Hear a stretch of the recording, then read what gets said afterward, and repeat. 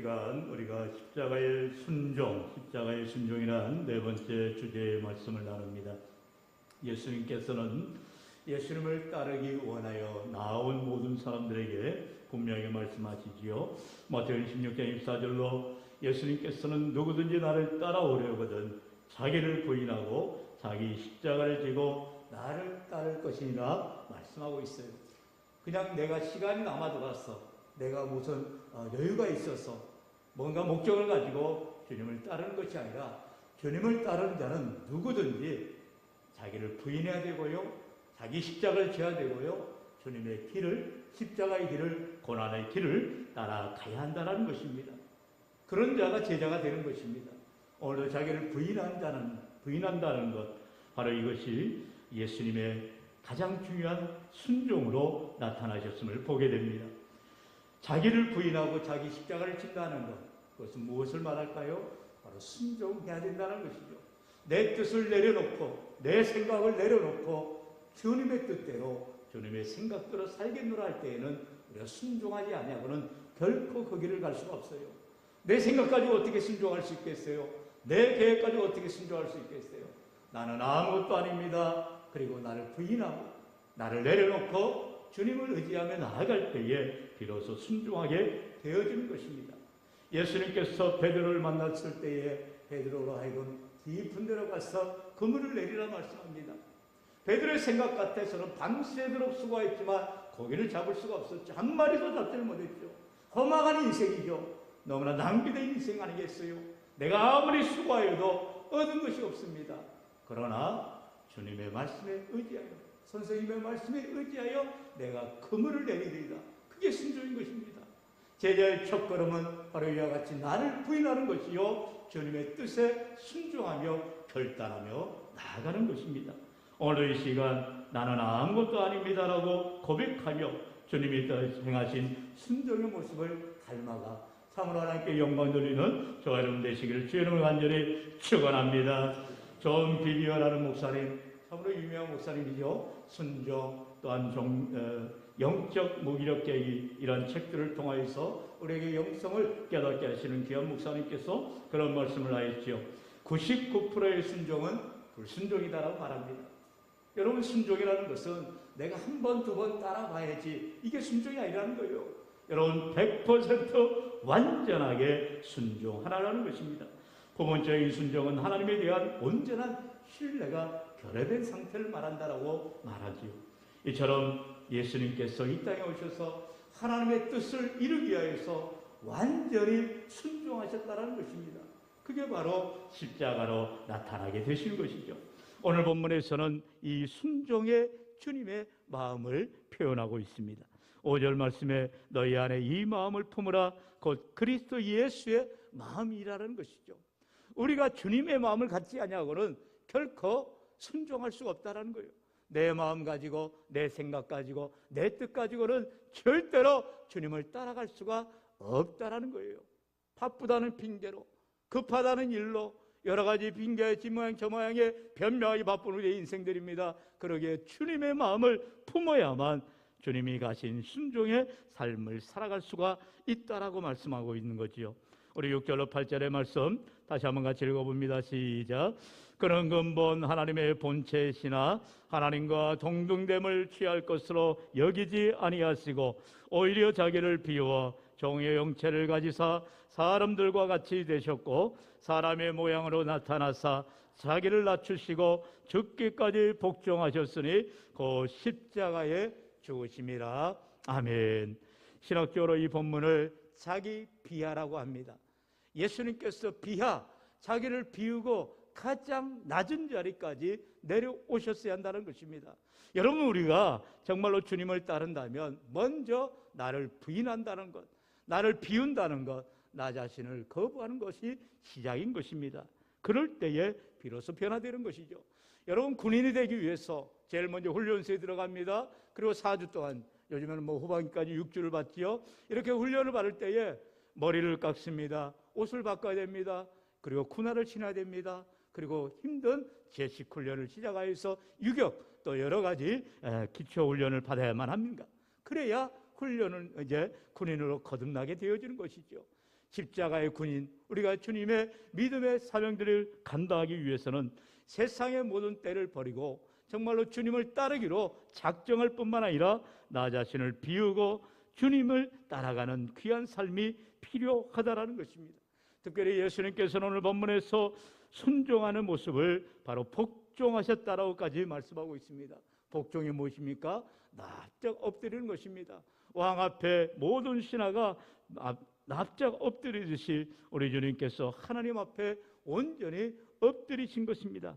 그러면서 하나님께 순종하며 하나님이 말씀하신 십자가의 사명을 감당하기 위하여서 낮추시고 죽으시기까지 복종하시는 모습을 우리에게 보여주신 것입니다. 그러면 이 예수님의 이 사역의 시작은 무엇입니까? 우리가 잘 알듯이 바로 예수님께서 40일간 금식하신 것입니다.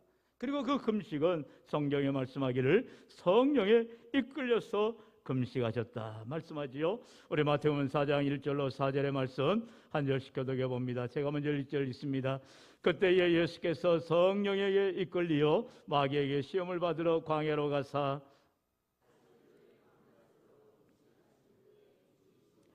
시험하는 자가 예수께 나와서 이르되 네가 만일 하나님의 아들이거든 명하여 이 돌들로 떡덩이가 되게 하라.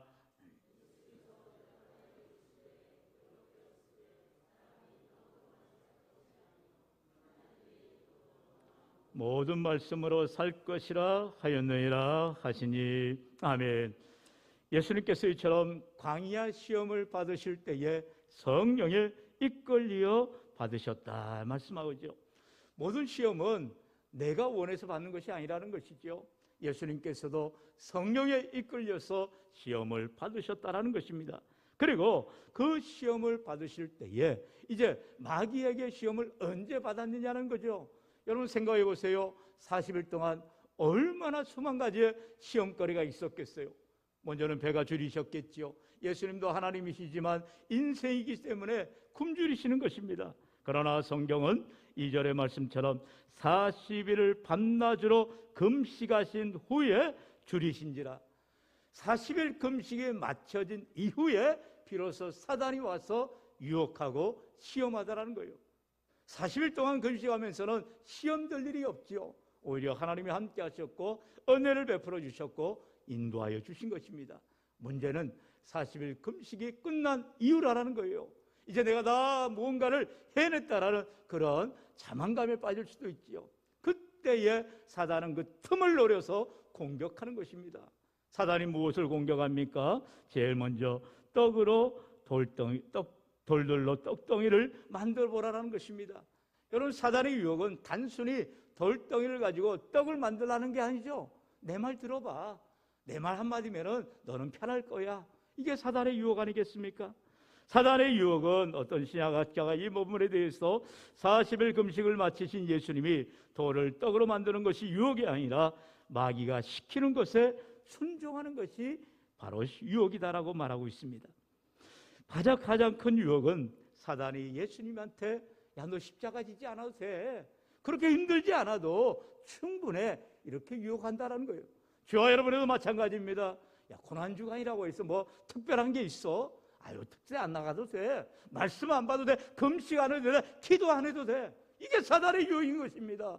사랑하는 성도 여러분, 우리가 예수님을 따른다라고 결단하기로 믿음으로 나아가는데 내가 애쓰지도 않고 수고하지도 않는데 어찌 주님을 따를 수가 있겠어요? 누구든지 나를 따르려거든 자기를 부인하고 자기 십자가를 지고 나를 따르라는 거예요. 모든 것을 내려놔야 주님을 의지할 수 있는 것이죠. 여러분 우화에 나오지 않습니까? 어린아이가 만난 것을 가지고 있어요. 근데 더 만난 게 앞에 있어요. 어떻게 합니까? 가지고 있는 걸 안 놓치고 그것도 가지려고 합니다. 욕심이지요.